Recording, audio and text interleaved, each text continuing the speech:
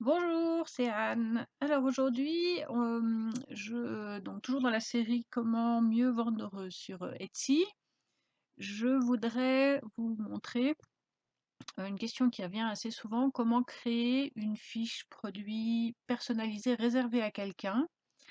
Euh, alors en fait, il y a deux méthodes. Vous pouvez soit créer une fiche produit normale, et c'est la méthode que moi je préfère parce que j'aime bien quand je vends quelque chose que la fiche produit soit visible par tout le monde, même si elle est destinée qu'à une seule personne.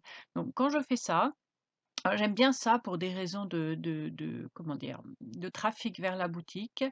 Les gens sont curieux, donc vous voyez, quand je crée une fiche produit réservée, là j'en ai 3. Bon, celles-ci, elles sont inactives parce que c'est des copies que j'ai faites, mais je mets en première photo, une photo où c'est marqué que c'est une commande personnalisée réservée, et puis je le mets également dans le titre, évidemment en français et en anglais dans mon cas, puisque j'ai les traductions français et anglaises. Et puis, quand les gens voient ce type de photo, ils sont curieux en fait, et souvent ça les incite à aller cliquer dessus. Alors, évidemment, il faut que les autres photos soient représentatives de ce que la personne va commander, bien entendu, parce qu'il faut qu'elle puisse voir ce qu'elle va commander. Mais là, c'est vraiment des fiches produits absolument normales. Et puis, alors, c'est un choix, tout le monde va les voir, mais c'est extrêmement rare que quelqu'un à qui elles ne sont pas destinées les achète. Donc si ça arrive, vous pouvez toujours annuler la transaction. Je crois ouais, je suis sur Etsy depuis le début que Etsy existe, ça m'est arrivé une fois que quelqu'un l'achète, voilà, alors que c'était réservé. Mais c'est extrêmement rare. Maintenant, comme je vous dis, moi j'aime bien qu'elle soit visible dans ma boutique, et puis voilà, j'aime bien essayer de capitaliser sur ce trafic-là.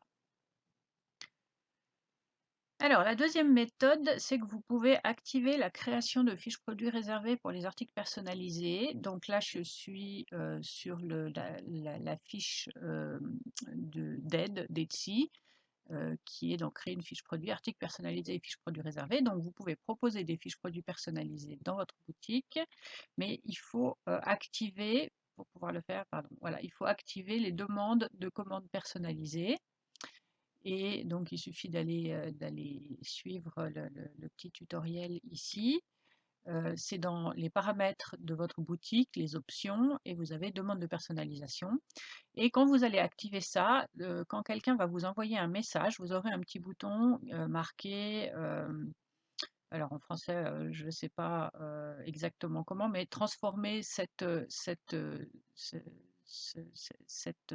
requête en commande personnalisée. Donc vous pourrez le faire sur vos commandes personnalisées. Il y a des petites contraintes. Donc par exemple, ils disent là, il n'est pas possible de choisir un profil de livraison calculé pour les commandes personnalisées. Donc ça s'applique dans les pays où vous pouvez faire des profils de livraison calculés, ce qui n'est pas mon cas. En Suisse, c'est pas possible.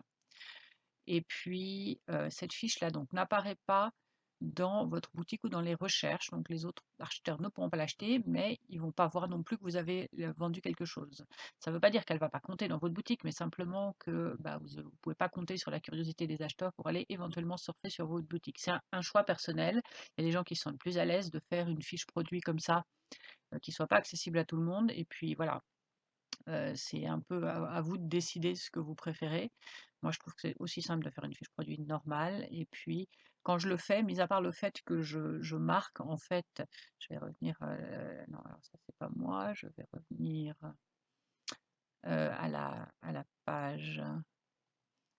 À la page voilà, où il y a mes commandes personnalisées. Donc, je vais cliquer sur une pour voir. Vous voyez, dans le titre ici, j'essaye de mettre le plus possible un titre, mis à part les premiers mots où c'est clairement marqué que c'est réservé pour quelqu'un.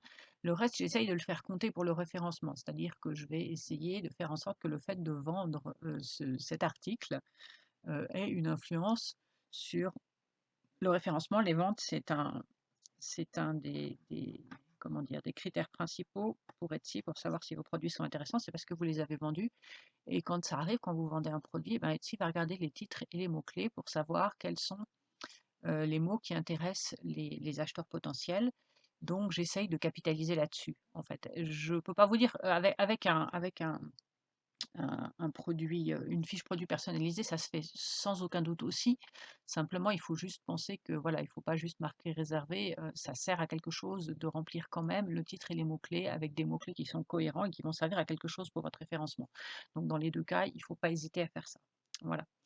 Donc je vous ai montré un peu les 2 méthodes, je reviens à l'autre, la fiche produit ici. Donc il suffit de suivre le tutoriel et puis, vous pourrez du coup alors vous pouvez également réserver une fiche produit existante quand vous faites ça. Vous avez, alors ils le disent là, réservé pour au nom de l'acheteur. Ça, c'est ce que je vous ai montré avant. Voilà, bah, ouais, ils disent exactement ce que je viens de vous dire, en fait. N'oubliez pas de préciser le titre de votre fiche produit. Il est toujours possible pour d'autres acheteurs d'acheter l'article. Voilà. Alors évidemment, oui, pour des raisons de confidentialité, certains acheteurs n'aiment pas avoir leur nom dans le titre de la fiche produit, mettez pas le nom complet, évidemment, hein.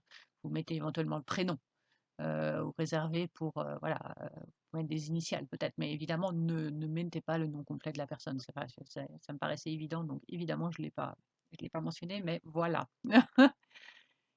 Donc voilà, télécharger une photo qui indique clairement que l'article est réservé, ce que je vous ai dit tout à l'heure. Et puis, si vous voulez qu'elle soit privée, il faut activer donc l'outil de demande personnalisée et vous aurez un petit truc à cliquer qui va vous permettre de dire à qui elle est réservée en fait, et comment elle est réservée.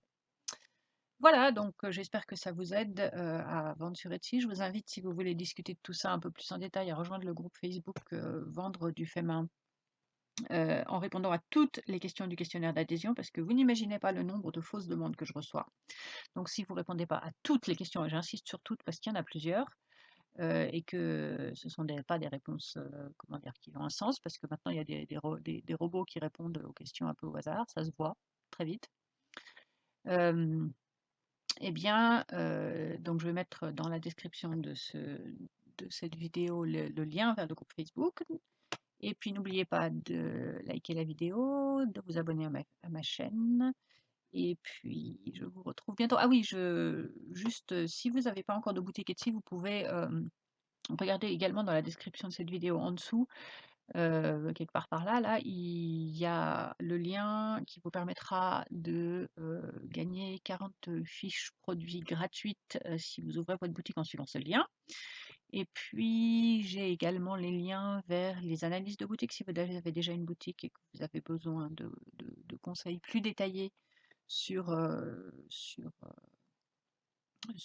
comment votre boutique fonctionne et est-ce qu'elle est, enfin, une analyse, disons, une critique de boutique, mais très en détail. Moi, je fais des choses très, très en détail. C'est plusieurs heures de vidéo qui vont vous expliquer vraiment tous les détails de votre boutique dans les, dans les, avec, dans les grandes lignes. Donc voilà, les liens, tous ces liens-là, ils sont là quelque part en dessous. Si vous êtes sur mobile, il faut peut-être cliquer sur une petite flèche qui va vous aider à développer la description sous la vidéo.